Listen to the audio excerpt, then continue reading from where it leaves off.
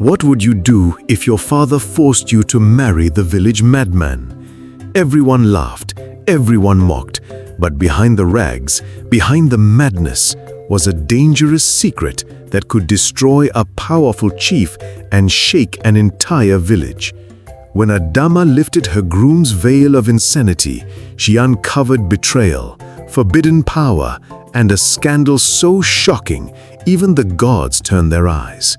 This is not just a marriage, it's a deadly game of secrets, lies, and destiny. Welcome to the tale of the bride who was forced to marry a madman. The entire village of Umuaka gathered under the scorching sun, whispering behind folded fans. Adamma, the prettiest maiden, walked down the dusty aisle in tears. But instead of marrying the handsome prince she once dreamed of, she was being tied to Maduka, the village madman. Maduka, with his ruffled hair and mismatched clothes, danced around the altar laughing. Hey, I marry fine woman today. The crowd erupted in giggles, some in pity, others in mockery. Adamma's father, Chief Okonkwo, stood stern. Bitter shame then curse. You must marry him, or misfortune will consume this family. Adamma hissed under her veil. So my life is now sacrifice, Abi? The priest cleared his throat. Do you take this man? Before he could finish, Maduka shouted, Yes, oh, she is mine already, and grabbed Adamma's hand. The drums beat, wine was poured, but behind every cheer lay confusion. Why would Chief Okonkwo force his only daughter into such humiliation? Something about Maduka's wild eyes seemed less of madness and more of secrecy. The village would soon learn this wedding was no ordinary union. That night, the new bride sat sulking inside Maduka's mud hut. The place was surprisingly neat. Swept floors, folded mats, even palm oil arranged in calabashes. Adamma eyed him suspiciously. So you know how to keep house clean? Maduka grinned, tilting his head. Madness no mean dirty, my dear. She frowned. His tone was not the incoherent mutter of a lunatic. His voice was calm, steady, almost intelligent. Outside, neighbors whispered, Adamma don't suffer. How can Chief Okonkwo waste his fine daughter like this? She owes a debt? Meanwhile, Adamma asked the question burning her lips. Why did my father force me to marry you? Maduka's eyes flickered. Then he broke into hysterical laughter. Ask him, not me. But as he turned, Adamma noticed something strange. A scar shaped like a crown etched on his back. She gasped. That scar was the mark of royal blood. Adamma couldn't sleep. Her mind replayed the scar she had seen on Maduka's back. In Umuaka, only descendants of the royal lineage bore that crown-shaped mark. Is Maduka truly mad? She wondered. At dawn, she confronted him. Where'd you get that scar? Maduka smiled slyly. You dey observe well, oh. But if I tell you truth, you go run. Try me, she insisted. He leaned close, whispering, I'm no madman. I am the rightful heir to the throne. Adamma staggered back. You? Then why act like a fool? Before he could answer, a heavy knock shook the door. Chief Okonkwo stormed in, sweating. Adamma, you must not question your husband. Just obey. But Maduka rose slowly, his eyes blazing with intelligence. For a split second, the madness mask dropped and his voice thundered. Old man, your secrets won't stay buried forever. Chief Okonkwo froze. Adamma's confusion deepened. What exactly was her father hiding? By morning, gossip spread like wildfire. Maduka spoke like a king last night. But is he not the mad fool who chases goats in the market? Something dey fishy. Meanwhile, Adamma's friends, Ngozi and Ifeoma, visited her. Ngozi whispered, Babe, see as you fine like this, yet your papa dash you to madman. Abomination. Adamma sighed. But I don't think he's mad at all. He's pretending. Ifeoma raised her brow. Pretending? For what? Suddenly, Maduka entered carrying a basket of yams. "My queens, welcome. Hope una bring gossip." They burst into laughter, but Adamma studied him closely. His words were playful, yet his eyes carried weight, like someone hiding a kingdom's worth of secrets. Later that evening, she overheard two elders arguing near the stream. If Maduka returns to sanity, Chief Okonkwo's position will scatter. So that's why he forced his daughter to marry him, to keep him bound. Her heart raced. She was trapped in a scandal bigger than marriage itself. Adamma couldn't take it anymore. That night, she confronted her husband again. "Tell me the truth. Are you really mad or not?" Maduka dropped his playful grin. "I act mad to stay alive. Years ago, your father betrayed my family. He stole the throne meant for me." Adamma's jaw dropped. "My father?" "Yes," he said. "When I was a boy, assassins came for me. I survived, but to hide, I pretended madness. Nobody kills a fool." Adamma paced, her heart torn between love for her father and pity for this strange man. "So why marry me?" Maduka smirked. "To bind your father's household. He fears that if I regain power, your family will lose everything." Tears filled Adamma's eyes. "So I'm just a pawn in this game?" Maduka looked at her longingly. "At first, yes, but now you're my only ally." And for the first time, Adamma didn't see a madman. She saw a king in hiding. Unable to keep the secret to herself, Adamma went to her mother, Mama Eneka.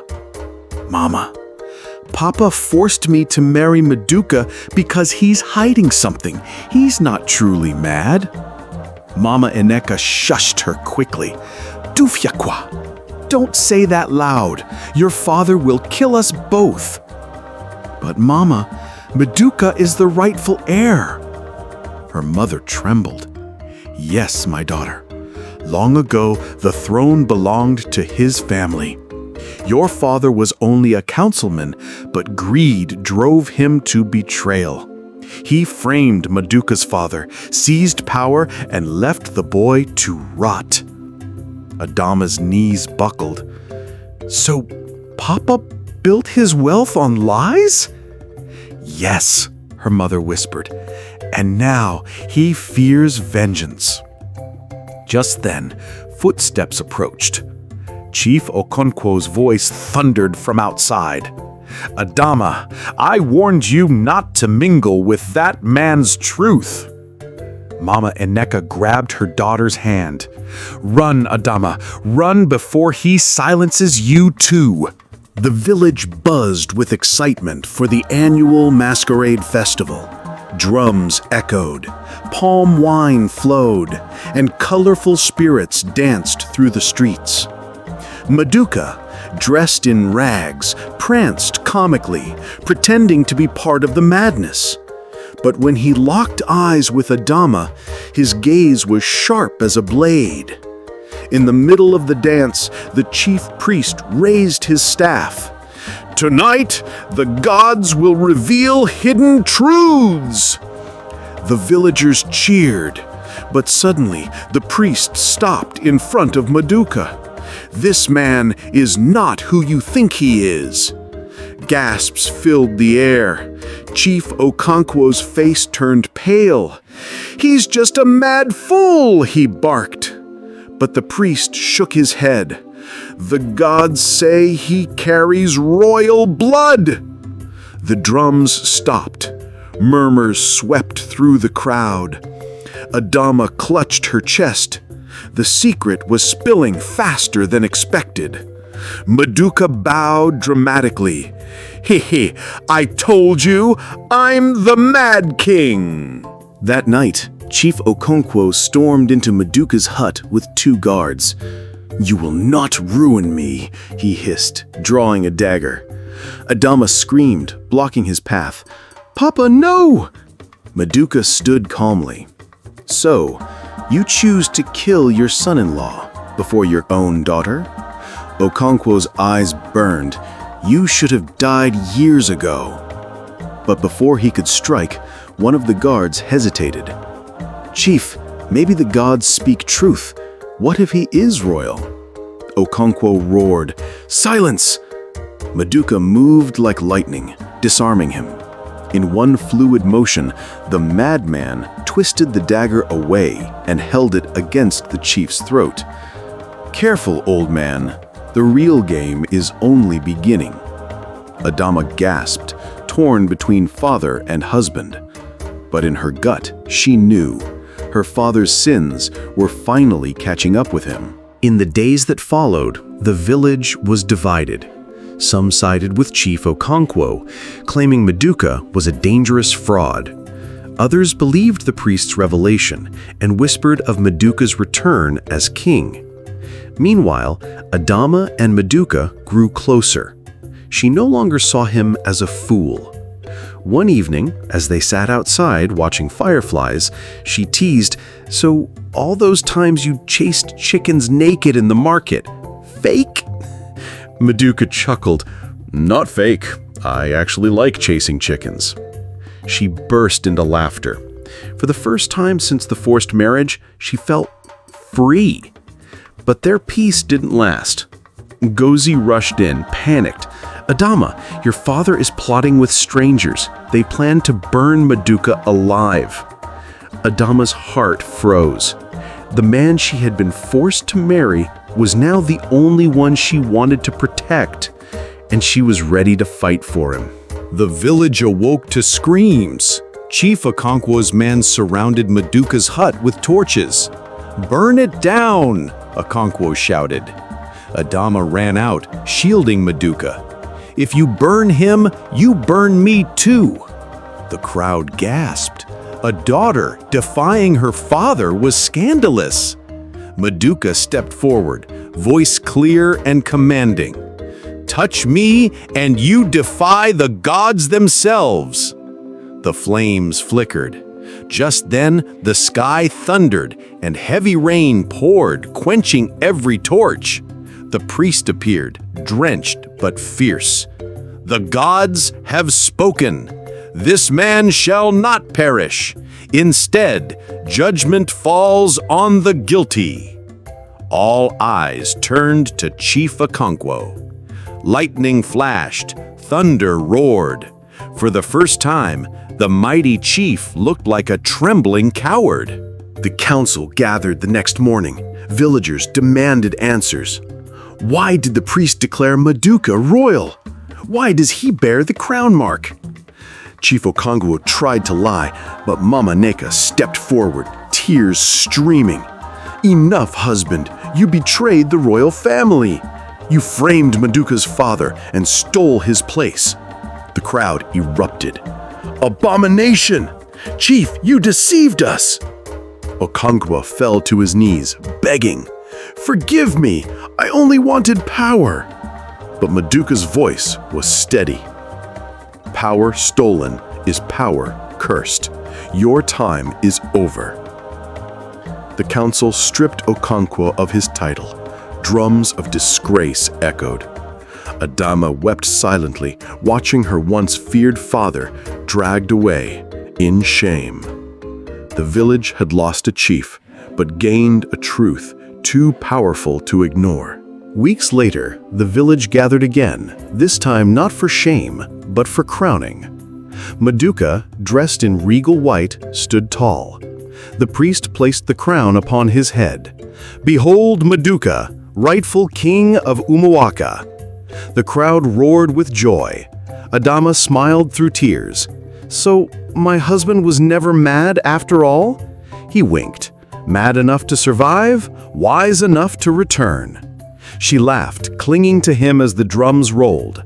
But before the celebration ended, Maduka whispered in her ear, Adamma, you are no pawn, you are my queen."